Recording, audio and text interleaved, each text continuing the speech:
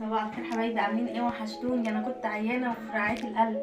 جيت لكم النهارده بقى يوم جديد، هعمل لكم صينيه بطاطس بالفراخ. دي فرخه محيقينها بملح وفلفل، وهنا بطاطس نص كيلو بطاطس، ودي التوابل: معلقه ملح وفلفل اسمر، 7 بهارات، نص كزبره ونص معلقه كمون، ودي بصلايه كبيره. انا عندي عيالي ما بيحبوش البصل اللي يبان في الاكل، فكله هعمله في الخلاط.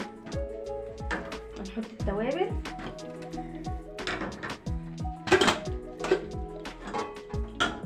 التوابل كده معلقوطه، نحط البصلايه عشان ما تبقاش باينه، عشان نحطها على الرز. ما بيحبوش البصل يبقى باين في الاكل.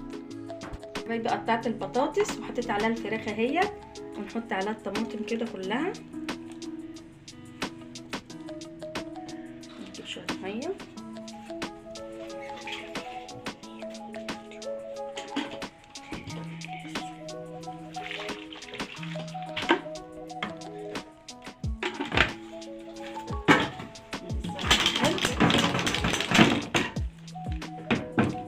عليها ونغطيها تاخد غلوه وندخلها الفرن. ادي الرز اهوت.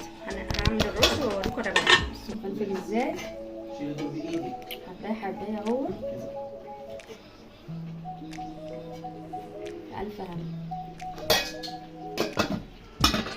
دي البطاطس اهي، صينيه البطاطس. انا اديتها غلوه، انا بسخنها عشان هناكل دلوقتي، وحمرتها اهو. باي باي.